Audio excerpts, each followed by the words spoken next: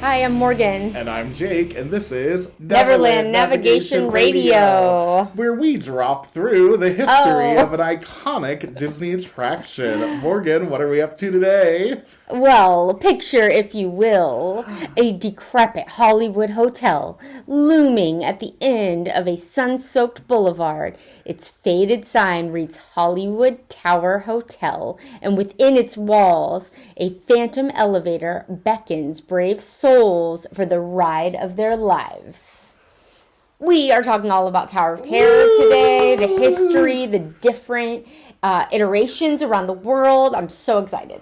That was amazing. I loved it. I loved every second of it. It's rare that Morgan surprises me with dialogue from the attraction. I love it. I am very excited to hear about the history of this.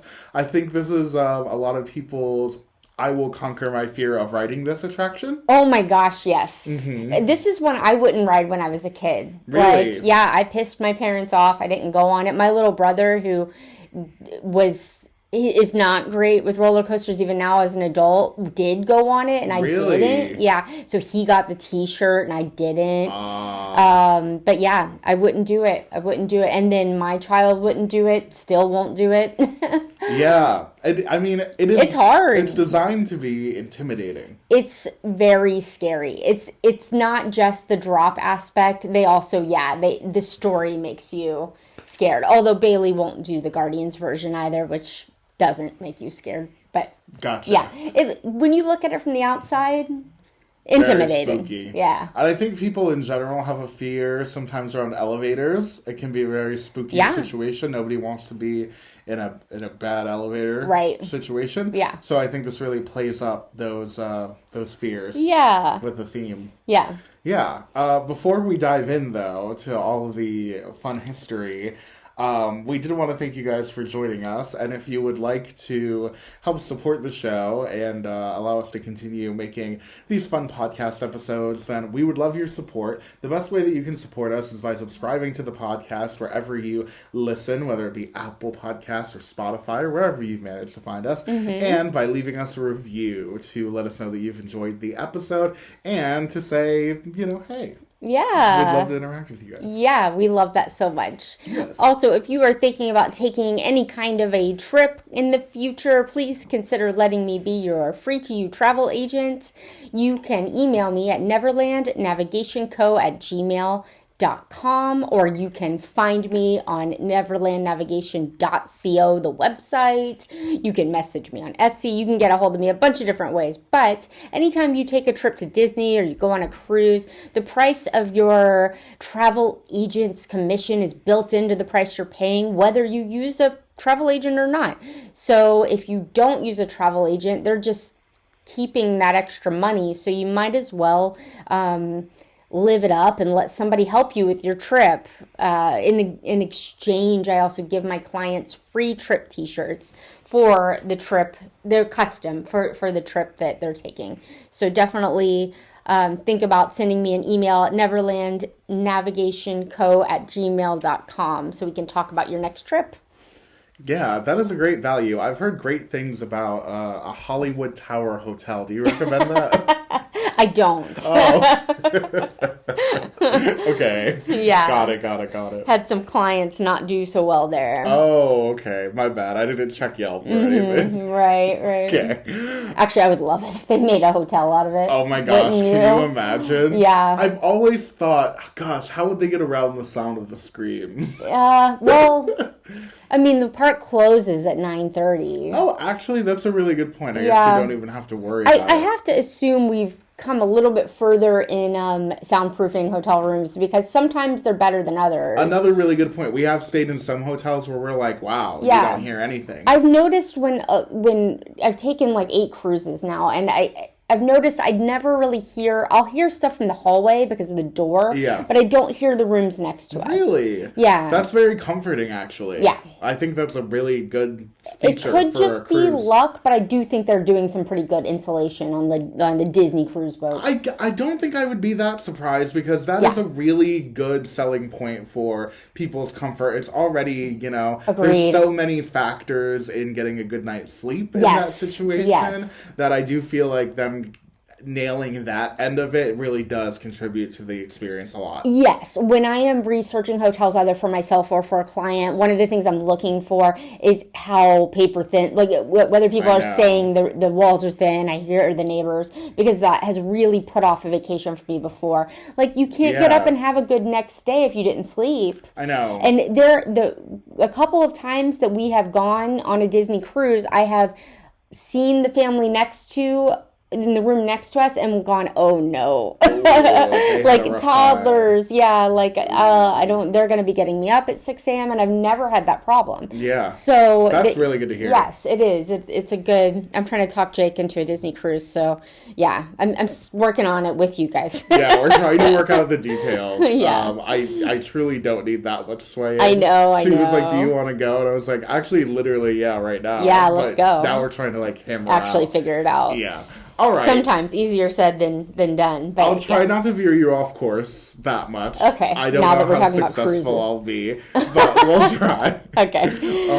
All right. So the Tower of Terror opened in Florida in 1994, and I am kind of obsessed with the fact that when you walk up to the building, it says the Hollywood Tower Hotel. Yes. You know what I mean? Like, I love that the story is so wrapped up in everything, even when you're outside of it, that you don't see the Tower of Terror written on the sign. It's the Hollywood Tower Hotel. Oh, I appreciate that so much. Yes, me too. This is Disney storytelling at its finest, and I am obsessed with it, and I'm here for this whole story because it is so fun. Yeah. There are different iterations of this same basic drop ride. Saying drop ride does not give it enough credit, and I will get into that later. So this is probably the last time I'll call it that. But of this ride, there are different iterations around the globe. There's the original Twilight Zone Tower of Terror, which is at Disney's Hollywood Studios. Woo-hoo! Yeah, the OG. Yeah. The opened when it was still MGM Studios, of course, Disney MGM Studios. It has a California sibling, which is now Marvel.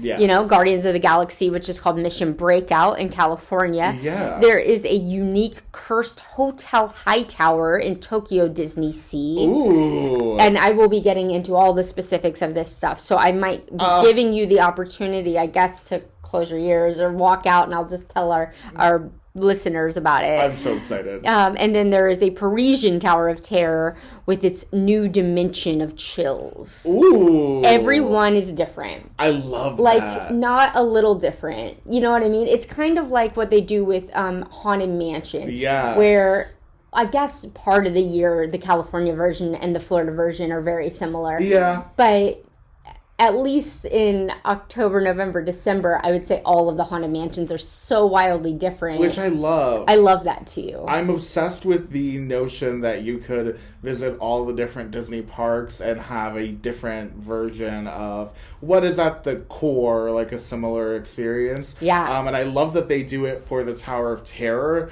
because I really think it gives Tower of Terror the credit of being a ride so good. Yes. That it's worth having all these different versions yes. for. I think that is appropriate for I the Tower agree. of Terror. And as a Disney Parks fanatic who has experienced 2 Disney parks and plans to experience all of them one day, even Dubai when it arrives. Yeah. I dislike when they cookie cutter a ride. I dislike it. I agree. If I'm going to, we live in Florida, so if I'm going to spend the money to go over to California, take that long flight, stay in an expensive hotel, I'm not going on even Rise of the Resistance. Hey, I love Rise of the Resistance, but you cookie cuttered it. Exactly. So why would I spend any time doing that? I know. I'm not going to. And don't, I hear you typing over there. It's not, we understand that the majority of the audience that Disney is catering to are not the people that are going to go to every park in the world. Yep. But there are people who do experience multiple Disney parks, and also, in our opinion, it is a worthwhile investment to have a unique iteration, at least in some capacity. To maintain an individual identity within the park. I think that's a really cool, valuable experience. Yes. I'm not. I know it is a bougie statement for me to be like, I don't like my, it's the things to be the same when I jet set to another park. But I'm letting you know my opinion. That's what I'm here to do. Yes, and that's only a small part of the reason that we like it being different everywhere. Anyway. Yeah. It's just better for the theme parks to have their own stories going on. Yes, and right now I'm thinking of this, maybe make a note. I do want to do a episode where we do a comparison between some of the rides that are not quite cookie cutter, but the same between Disney World in Florida and Disneyland in California. Ooh. Not getting into international. I think most of our audience is mainly focused on these two, and I think that would be a super fun podcast topic. It's on the books. Yes. Awesome. So in the early 1990s, they decided that MGM Studios needed an e-ticket attraction. Yeah. We had, as we've talked about in recent episodes in 2025, we've talked about the Backlot Tour. Yes. We have talked about the Great Movie Ride. And while these are amazing rides, that really step you into the whole Hollywood or studios experience of it all, they wanted something that would bring the people that wanted the thrills and chills and the action, right? So this is where they started thinking about the idea of an e-ticket, make you scream kind of attraction. Yeah, it was of the era. Yes. Yeah. Yes. The Michael Eisner era, right? Yeah. Some considered possibilities really crack me up. You ready for this? I love. Okay. A Stephen King horror adventure. Wow. Can you imagine? I mean, I won't even watch most Stephen King movies. That is too scary. That is crazy level of scary for Disney. Heck yeah. And we were like, Alien is too scary for Disney. Stephen King? Pet Cemetery? I know. What are we talking about? I can hardly handle the movies. Are you serious? But maybe I would be able to handle a attraction like I can handle the Alien part of the Great Movie Ride. But I don't know. That seems crazy to me. Yeah, wild. Next was a Vincent Price Ghost Tour. I kind of love that. I kind of love it too, but I don't really get it. And I didn't get too far into it. But it does sound kind of fun. A Mel Brooks narrated comedy haunt. Oh, wow. Okay, cool. Was he on board with this for a minute? I mean, that sounds kind of fun. Yeah. It would be aged, I think, at this, because in the 90s when they were talking about this, that was a little aged, you know what I mean? But I don't know, could have been fun. Yeah. A real functioning haunted hotel, which is kind of like what we were just talking about. Interesting. I don't know. Yeah, sounds logistically challenging. It does. I guess we watched that horror movie that's set in a hotel. Mm-hmm. You know what I'm talking about? Yeah. My brother made me watch it. I'm still mad at you for that, Christian. I've lost so much sleep about it. I don't know if I want to sleep in a haunted hotel. Yeah, it does. But if it was a Tower of Terror themed hotel, I would do it in an instant. The theming of that would be but just amazing. Haunted, I don't know. Ugh, I don't know. I don't know if I'd be able to sleep. Are there safe zones? The movie with Sean Penn, you know it? Okay, it doesn't matter. It's the name of the movie is the room number, I think. Oh. Anyway. Oh, yes. Yeah, it doesn't matter. I don't remember the number. It doesn't matter. If you aren't into being really scared and you haven't seen it, I do not recommend it. Okay, good. Okay, never mind. And then one concept called Dick Tracy's Crime Stoppers that later evolved into the Indiana Jones adventure in Disneyland, which is interesting. Yeah. So what this article was saying is that what became the Indiana Jones adventure in Adventureland was originally going to be a Dick Tracy type thing, which I think Dick Tracy flopped in the 80s. It did, yeah. Interesting. Yeah, they were putting a lot behind Dick Tracy. Yeah, Dick Tracy really gives me Roger Rabbit vibes, and that is what they wanted in Hollywood studios to begin with. So I do kind of get where this, like, why it made it on the list. Me too. I totally aesthetically understand. Yeah, I do 100%, too. yeah. I do too. I'm glad we got what we got. Yeah. Yeah. Once the Twilight Zone theme was chosen, Disney licensed the rights from CBS. There's another licensing issue that we don't hardly have anymore because Disney owns, like, everything. Right. But back then, they had to license Twilight Zone stuff from CBS, and then they set about crafting an original episode-worthy plot for the ride that wasn't based off of an existing episode. It just was like its own thing. Love it. Love it too. It's a great combination of it is an IP attraction with an original story. Yes. What a great concoction. Amazing. Yeah, and then later they go on to make a Disney movie out of this, which have you seen that? It's a little campy. I think it's right to VHS, isn't it? Yeah. I think it came out on the Disney Channel back in the 90s. Okay. It had Kirsten Dunst, I think. Okay. Like, as a child. I actually don't think I've seen it. Yeah. Should we watch it and review? We can. It is a little corny. Okay. Yeah. Sounds fun, though. Yeah, we could do another Halloween night. Yeah, we did do a random Summerween. Yeah. I would do it together. It was fun. Yeah, it was super fun. Yeah. Oh my gosh, we really lucked out with that. Anyway, so Rob, is it Rob Serling? Ron? Oh, Serling? the guy? The guy. I think it's Ron. I'm sorry. I have it in my notes somewhere, but right here I just wrote Serling. Oh, you're good. He passed away in 1975, so he could not do the voice of this because it was an original thing. So they actually found a voice actor named Mark Silverman who could do his voice, like, exactly. They got Serling's widow's approval, and he provides an uncanny impersonation. It's Rod. It is Rod. Serling's voice for the new narration. I always thought that they used some sort of computer magic to, like, recreate his voice because it sounds exactly like what I've heard on the old TV show. Totally. But it's not. It's this guy, Mark Silverman. Cool. Good for you. Now that would be AI. Yes, exactly. So great. That's what I thought it was back then, because they did do that to make him his image. Not only did they manipulate his image with computer stuff, but that was in an era where there was not AI, but they would chop people's already recorded dialogue up to make new sentences. Exactly. And stuff like that happened in movies sometimes. Yes. So that's what I thought. I had also thought that was the case until I learned that. Yeah. It's very interesting. Yeah.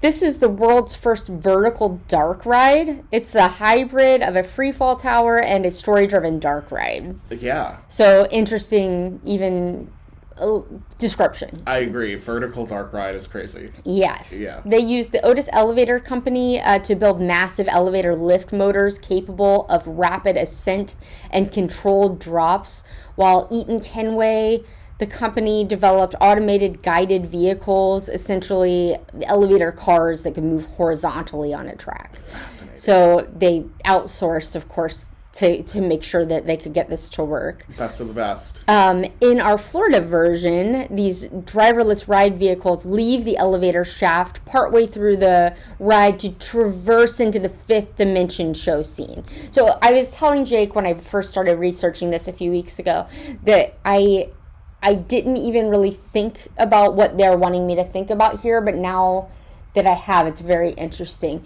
So in the ride, you go up and you stop and you see some spooky stuff and the window breaking, and then you go up further and then you start going forward. And I never really thought about that as being weird because I know I'm in a ride, but if you were in an elevator, which is how you're supposed to be thinking of it, you wouldn't go forward. So they're saying, like, you've left the elevator and entered the fifth dimension where things are weird, and that's why you see this big eyeball and, like, weird shadowy figures and stuff like that. Yeah. To me, my brain always knew it was a ride, so going up and down to going forward never, like, did anything to me. Right. But it's supposed to. You're supposed to feel like you're like, what the heck is going on? These elevators aren't supposed to go forward. You know what I mean? I know, and it doesn't, like, feel like you're, like, floating around that space that would be cool. anything. That's probably what they were imagining. I agree. If you felt like you were, in an elevator that's, like, floating, like it had, like, that would be really cool. That would really do it. But nowadays, I think that's what it would be. Yes. If it were built now, I think that is what they would go for, and you wouldn't see the floor. Right. Oh, yeah, that would be very cool. Yeah. So it doesn't achieve this in my brain. But you said, like, the first time you went on it, you kind of got that. I was a little bit surprised that to go forward, but it wasn't like, I didn't understand that was symbolic of us entering the fifth dimension. Yeah, but that is what it's supposed to be. Get it. I get it, but it is, I don't think most people get it. I don't think so either. Usually because I overanalyze things so much and I'm so into Disney details that if I don't get it, I think most people don't get it. Agreed. Anyway, so you go up and you go forward, and that's through the fifth dimension, and then you lock into another part where you're about to go up and down. Yeah. In other iterations of Tower of Terror, they simplified this, and the Florida version is the only one that's got that horizontal journey into the fifth dimension before the big plunge. I love that. This got cut for budget reasons for everybody else. Boo. Yeah, I hate a cut for budget reasons. Me too. But here we are. So on opening day, after 3 years of development and construction, they opened the Twilight Zone to the public on July 22nd, 1994. Mm-hmm. And it was an instant hit. There were just insane lines. There was a lot of media coverage. It stands 199 feet tall, so it was obviously also, everybody saw it coming and were excited about it. It's a huge structure. Yes, and then Jake and I spent way too much time talking about the color of the Tower of Terror, but the whole point was that they needed it to match Morocco and Epcot because you can see it from the World Showcase because Epcot and Hollywood Studios are surprisingly close to each other. Yeah, they're like little twinsy neighbors. Yeah, so this color that we decided is salmon, by the way. After much deliberation. Lots of debate. We pulled up color swatches. It was crazy. Matches the Morocco vibe, the Morocco colorscape, and the back of Tower of Terror, or the Hollywood Tower Hotel, whichever way you look at it, has even more of the architectural design that fits into Morocco. This is like mind-blowing level of detail. I know. Like, who thinks like this? Every time I hear this fact, it makes me so appreciative of the Walt Disney Imagineering and the details, folks, for even having the types of brains that could consider such an elaborate perspective idea. I just, they really want you to be all in, you know what I mean? Yeah. Yeah, it's crazy. Uninhibited by the big drop tower ride. Yeah, I bet they would get rid of some of the stuff in the background of, you know how you can, when you're up in Everest, you can see some of those carnival type rides from that cheaper theme. Icon Park. No. Fun spot. Yeah, it might be fun. It might be one of those. One of them. Yeah, I bet they'd get rid of that if they could. Yeah, me too. Well, when they're all in domes one day, they can they can use some projection effects to simulate scrub them out. Pure sky. Truman Show style. Yeah. So originally in the 90s when this opened, it was just one drop Doesn't that seem... Really? Yeah. So now that seems so anticlimactic. Like, you wait in line for 2 hours and then you drop once. I don't think I even really realized that. I that know. when it opened, it was only one drop. Yeah, I did because I remember the ads for when they changed it to multiple drops. Okay, gotcha. But actually, I think I remember the ads in 1999 where they changed it to being randomized more so than I remember the ads in 96, which were adding more drops. Okay, so fair they enough. went from one drop, and within a couple of years, you might not have even gone on it this early. Probably not. Oh yeah, you definitely didn't. Yeah.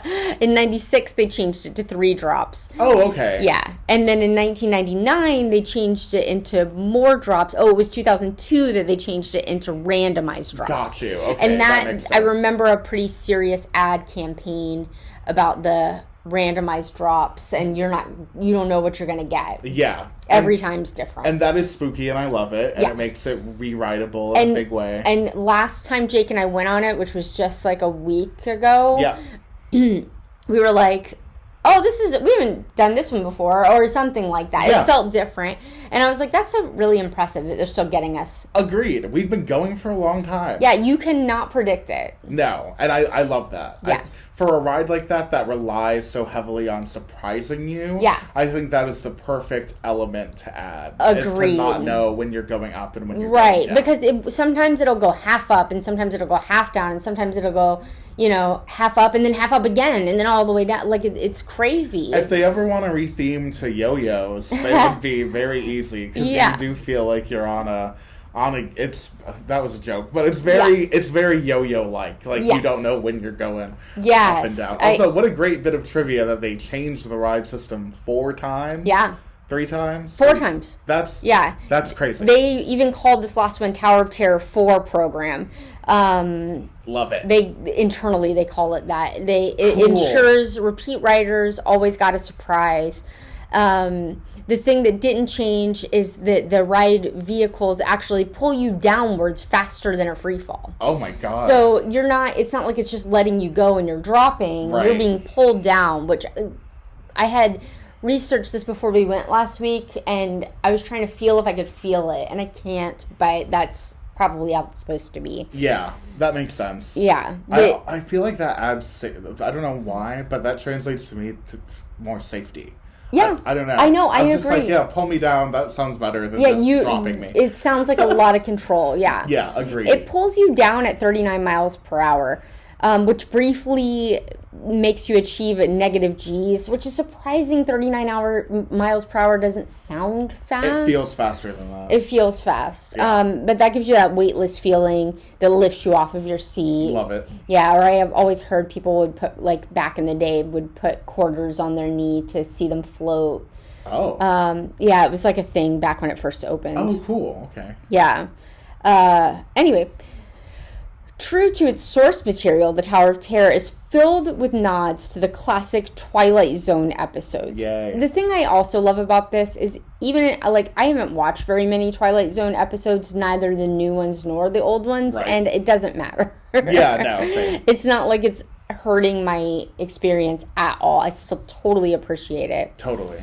Disney Imagineers turned the hotel into a mini Twilight Zone museum, in fact. And in the lobby and in the library, for instance, you can find a broken pair of spectacles on a shelf, which is a reference to the famous episode Time Enough at Last, where Burgess Meredith's character breaks his glasses at the worst moment. Oh, I didn't even know that. Cool. I know. There's a book titled To Serve Man on display, which is from the episode of the same name. Spoiler, it's a cookbook. Oh, no. Yeah. A vintage Talkie Tina doll. We've mentioned this. Seen that one, yeah. Yeah, from Living Doll sits on a chair, and a toy spaceman helmet recalls the tiny aliens in The Invaders. Okay. In the library, the Mystic Seer fortune-telling machine from the episode Nick of Time perches on a high shelf. And the elevator inspection certificate on the wall is dated October 2nd, 1959, the exact date the Twilight Zone first aired on TV. Oh my god, I love that. So all these details that 99.999% of people going on the ride don't even notice. No way. Yeah, we're, like I said, super fans, and we didn't really know most of this stuff, but it's very cool. Maybe if I was a Twilight Zone super fan, I would have noticed more of it, but... Yeah, perhaps, but I just love that there's so much love and admiration for the source material baked into the ride. I love that too. Even the certificate's signatory, Cadwallader, is the name of the devilish deal maker in the episode Escape Clause. That's just a few. There's a lot more, but those are some of the more interesting Easter eggs hidden throughout the attraction. So, like, you think of looking for hidden Mickeys, but there is so much Twilight Zone Easter eggs all throughout this ride. Very cool. Yes. I'm going to jump into the different iterations now if you're ready for it. Yeah, totally. I know you're already aware of the Disney California Adventure ones, so I'm going to start there.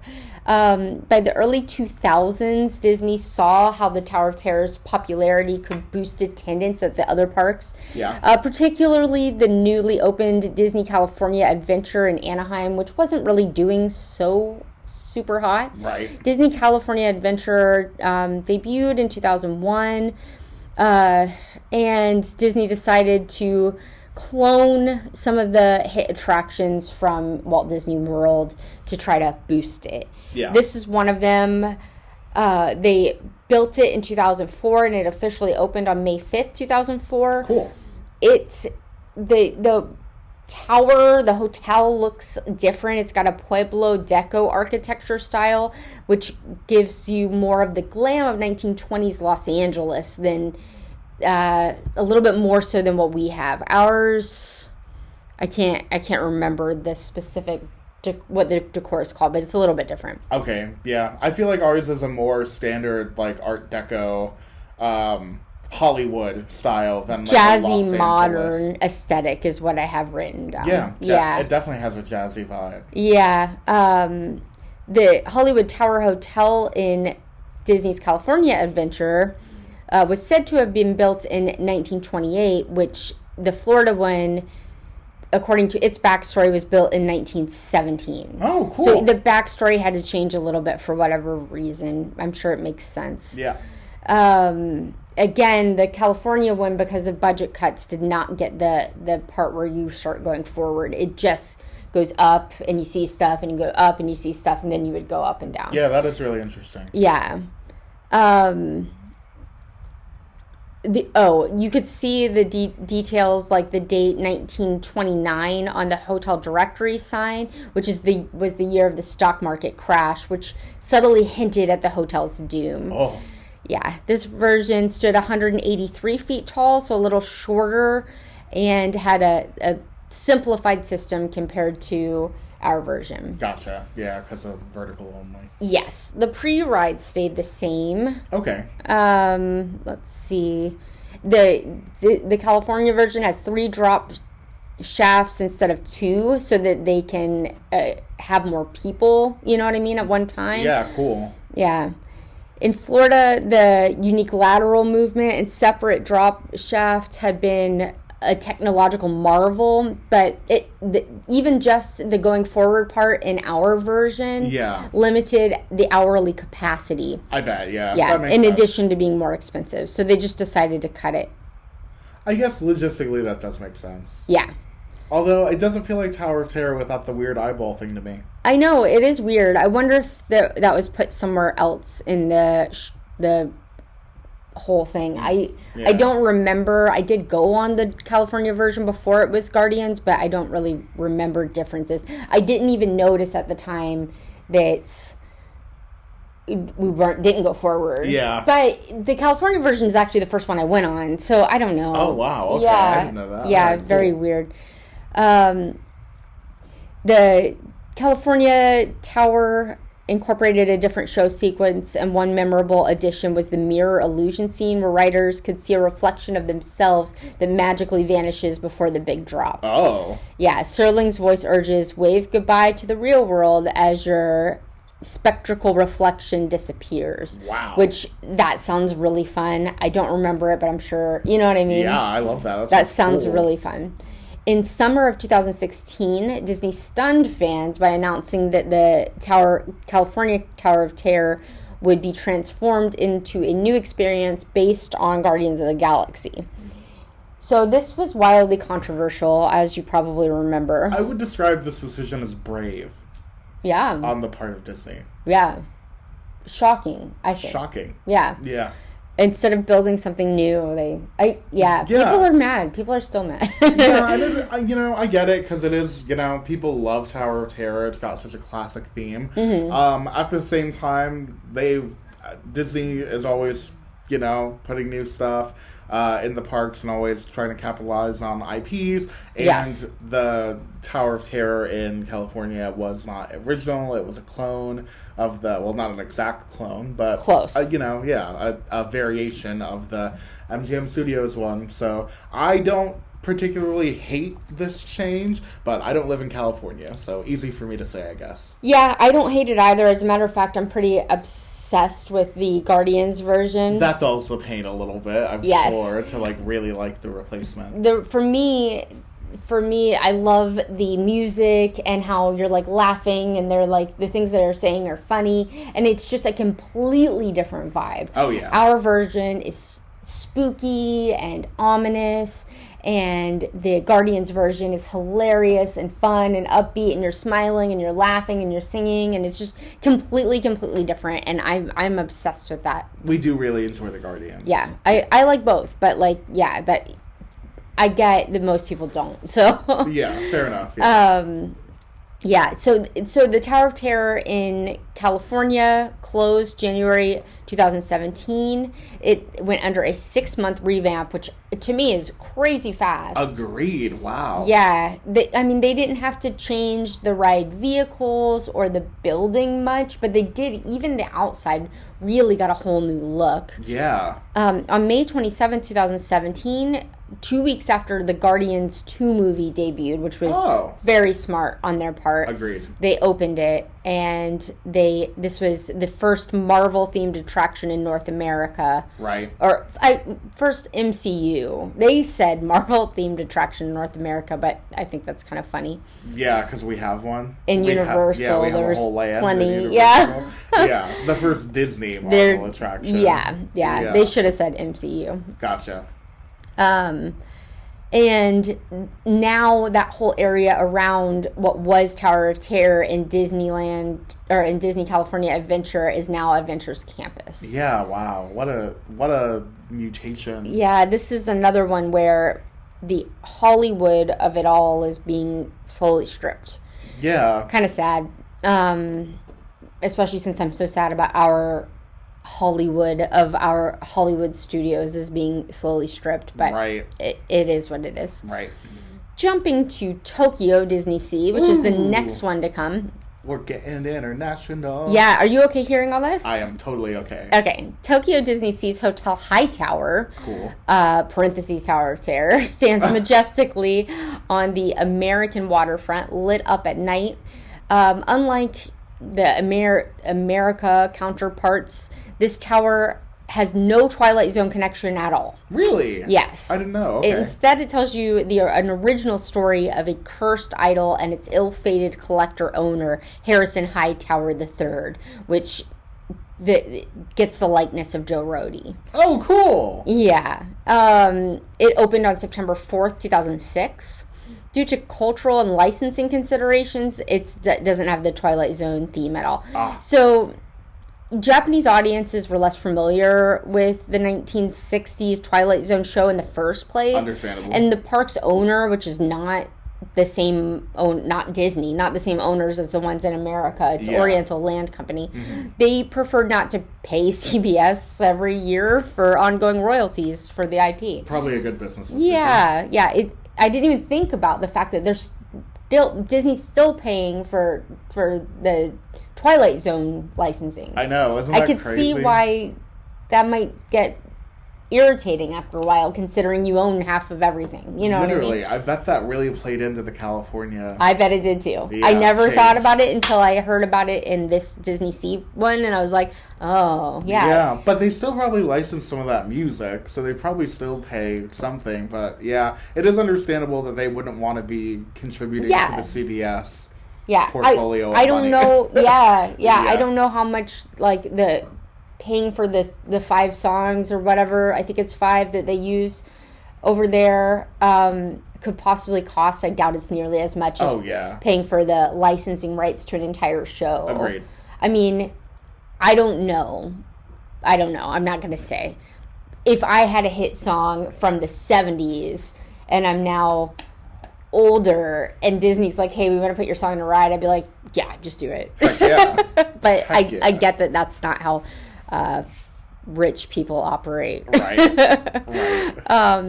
So anyway, Disney's Imagineers had free reign to invent an original story that would fit the park's turn of the 20th century American waterfront land. And they created an amazing story blending Disney lore with the sea. Yes, the Society of Explorers and Adventurers. Thank you. Love that. Global travel and a dose of the supernatural. Fictional Gilded Age explorer and tycoon. They made a fictional Gilded Age explorer and tycoon named Harrison Hightower III. Yeah. Okay, I love that. Yes, and he is part of the Society of Adventurers and Explorers. Good. Like Joe Rohde being part. I know it's just his image, but him being part of that is so correct. Yeah, to me, it's him. Yeah, literally. I'm like, that is perfect. Yeah. Hightower, portrayed in portraits and statues as a mustachioed, eccentric robber baron, was said to be a member of the Society of Explorers and Adventurers, a secretive club that unites various Disney attraction characters. We could get into this, but it's so much. Yeah. This lore kind of makes it so a bunch of things connect that don't make any sense to connect. It's really fun. Yeah. If you ever want to get into it. It's One a lot, day though. we'll do a deep dive, but the research is going to be so insane. So much. Oh, yeah. You're going to have to give us a minute. Yeah, exactly. In the tower's backstory, Harrison Hightower built the ornate 1890s Hotel Hightower in New York City to show off the countless artifacts and antiquities that he had plundered on his expeditions. Actually, that's kind of similar to the Guardians one in a way. Yes. Isn't that funny? It is funny. Yeah, just totally coincidentally. But the locals whispered that Hightower was ruthless and arrogant, caring little about the cultures he acquired treasures from, which gives me Everest vibes. If you guys listened to our Expedition Everest history podcast episode, because it's like the locals are like, don't go in there. Yeah. This guy's up to no good. We know better. You should know better. You know what I mean? It's got the same greed versus culture storyline. 100%. Love it. So on New Year's Eve, 1899, Hightower threw a huge party in his hotel to celebrate his latest find, a creepy green-eyed idol named Shariki Untudu. This idol taken from, sorry if I mispronounced that, you guys. This idol taken from a remote African tribe called the, was rumored to carry a deadly curse. Oh, that'll get you. This is where we, the guests, come in. We're tour goers entering the Hotel Hightower for the first time since that fateful night. The queue takes us through Hightower's immense collection of artifacts, which is like any Disney superfan's dream. There's references to sea, and there's other different Disney attractions are kind of all tucked into all of these collectibles. Cool. Just like in Guardians in California. Yeah, if you go in there, you can see like a Yeti from all kinds of stuff. Cool. Well, the Matterhorn. Yeah, Matterhorn. Sorry. Yeah. It's a little Yeti. Our Yeti's too big for that. Eventually, we enter Hightower's office, where a tour guide on film narrates the events. Okay. Undeterred, Hightower brashly held up the idol during the party and proclaimed himself invincible. Famous last words, because that night, as Hightower took the elevator up to his private penthouse, the idol came alive, zapping the elevator and causing it to plummet down the shaft. Oh my gosh. Yes. What a fun story. So there's your original story. Incredible. When the elevator crashed at the bottom, the idol was found in the wreckage, but Hightower had vanished without a trace. The Hotel Hightower was immediately closed, branded with the nickname Tower of Terror by superstitious New Yorkers. Oh my God. So enter the name. Fast forward 13 years to 1912, the abandoned hotel has been taken over by New York City Preservation Society, which offers guided tours to view Hightower's collection and perhaps solve the mystery of its disappearance. Don't go in there. This is where we, the guests, come in. We are tour goers entering the Hotel Hightower for the first time since that fateful night. The queue takes us through... Oh, I already kind of went through this. What did we think was going to happen? Of course. You know? Yeah. The pre-show for this one is legendary for a jaw-dropping effect. As the guide recounts Hightower's elevator accident, the lights dim, and a stained glass portrait of Hightower is illuminated. In a sudden flash, the stained glass animates, showing Hightower's shocked face as he falls, and the figure of the idol laughing. Cool. Yeah, it's supposed to be very technically amazing. Awesome. Then, with a cackling sound, the idol itself vanishes from the pedestal in the room, seemingly into thin air. This is a very popular effect. Yeah. It's done with clever combination of lighting and projection mapping, but it looks like magic. Cool. The message is clear, the curse is real, and now we might suffer Hightower's fate as we board the elevators. Ooh. Yes. The drop sequence in Tokyo was toned down a bit because many fans that live in this area wanted less intense. Really? Okay. Yeah. Interesting. They did, they do research and find out, and Totally. I guess they just didn't like the intensity of some of the U.S. rides. Fair. Yeah. It actually had a reputation for being milder, but then in 2019, Tokyo introduced a special seasonal version called Tower of Terror Unlimited with extra drops that amped up the scare factor. Cool. I like when they do variations. Yeah, me too. Yeah, so this was a little bit more of a family ride? Yeah, a little bit. Well, just less thrilling, I suppose. Yeah. Cool. Yeah. It's art-wise or Art Deco-wise, it is designed to fit New York Harbor in the 1910s. Okay. So the building style is a mix of Gothic Revival, Moorish, and Neo-Flemish design, reflecting Hightower's eclectic taste and perhaps stolen influences from around the world. Wow, the storytelling of that is amazing. Yeah. The level of detail is crazy. There's ornate carvings, domes, spires, and a bold color scheme of sea green, oxidized copper roofing, atop red brick and sandstone. Mm-hmm. It contrasts beautifully with the rest of the American waterfront, which looks like Manhattan did back in the early 1900s. Okay. The tower rises at the end of a pier in the water, making it many Disney park aficionados consider Tokyo's Tower of Terror the most beautiful exterior of all of the towers. Sorry, that's cool. What get to.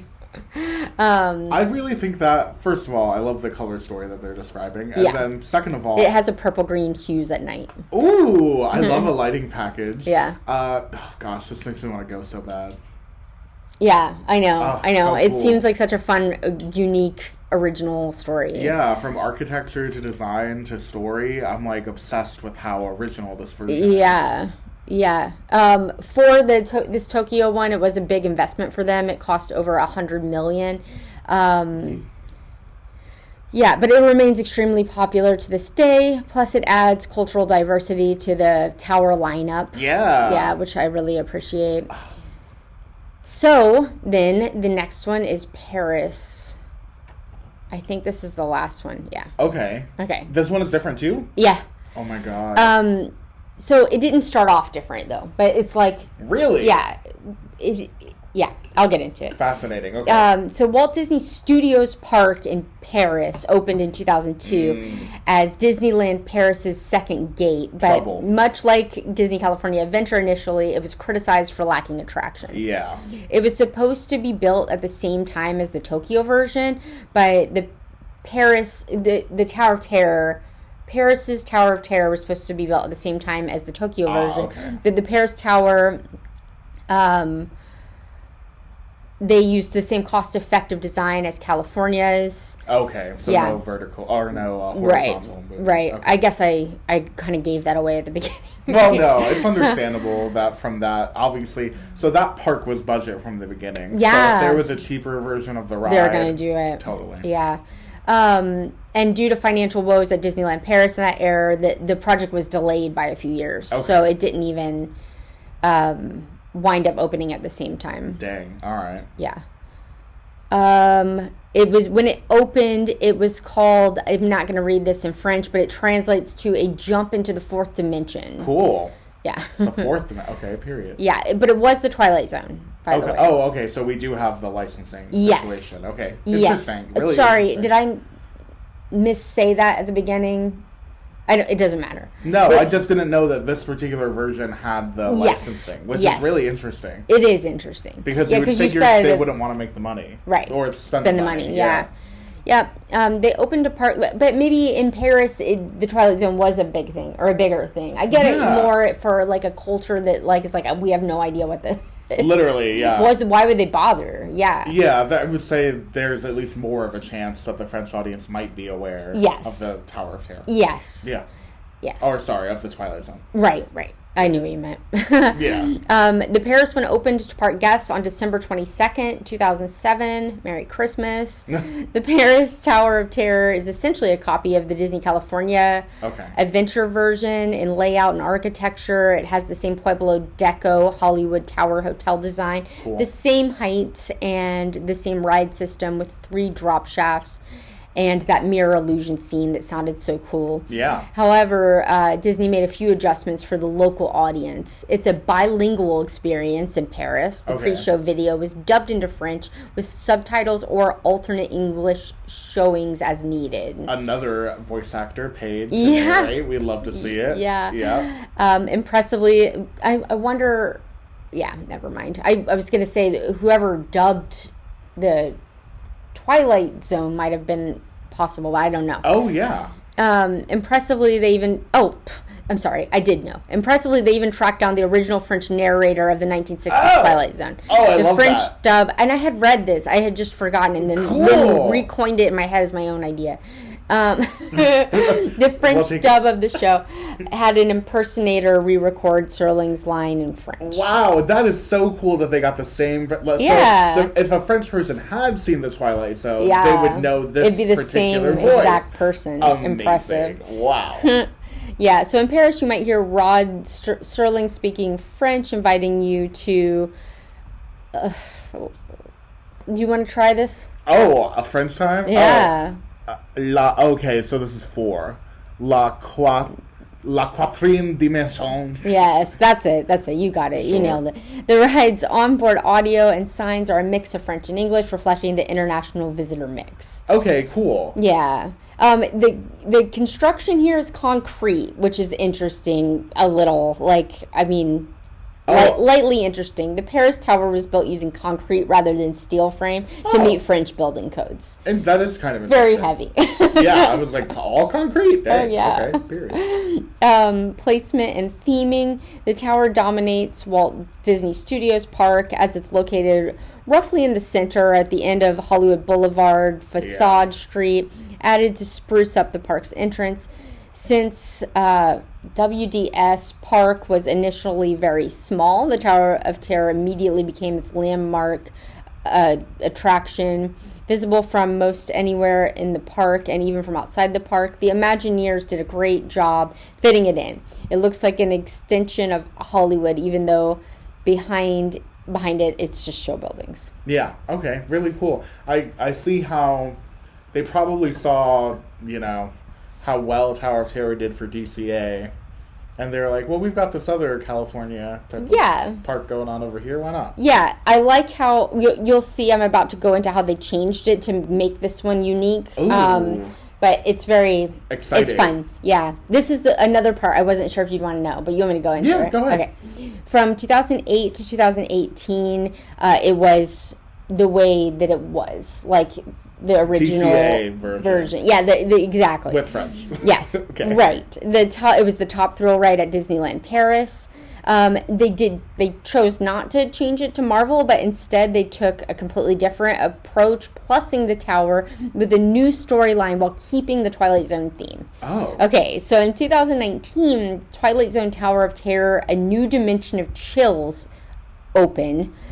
A special updated version of the ride that added 3 new story sequences and effects to deepen the scare factor. I kind of hope we get this. I don't know if any purists are gonna like hate me for saying that, but you'll hear it's the same ride. Oh. Okay. This was not a full remodel. The facade, the queue, the basic ride are unchanged. Okay. But the show scenes, audio, and drop profiles are enhanced. Okay? So lead Imagineer Tom Fitzgerald explained that he wanted to build on the little girl ghost character from the original Tower story, Yeah. the young child who disappeared in 1939 elevator, and make her a central figure in the new mini episode that you could experience. Thus, when you ride the Paris Tower now, you might get one of 3 distinct Twilight Zone tales. So it's randomized like Star Tours, except for there's only 3. Cool. Each with the custom visuals and drop sequences. No. So I'm going to go through them. The first one is the Malevolent machine. Oh. In this scenario, the elevator itself has become possessed. The ghost little girl appears briefly, but warns, I wouldn't go in there if I were you. Good advice. The ride vehicle seems to take on a life of its own, malfunctioning as it shoots you up and down unpredictably. The sounds of creaking metal and evil laughter imply the machinery is out to get you. Sally sings, "It's raining, it's pouring," in the most creepy way, a nod to the original Tower of Terror. Oh my gosh. I know, doesn't that sound Holy awesome? Wow. The second one is called The Shaft Creatures. In this storyline, silence is your only hope. As the elevator ascends, you learn that mysterious creatures haunt the elevator shaft, drawn to the sound of human screams. Naturally, telling everyone not to scream makes them do the opposite.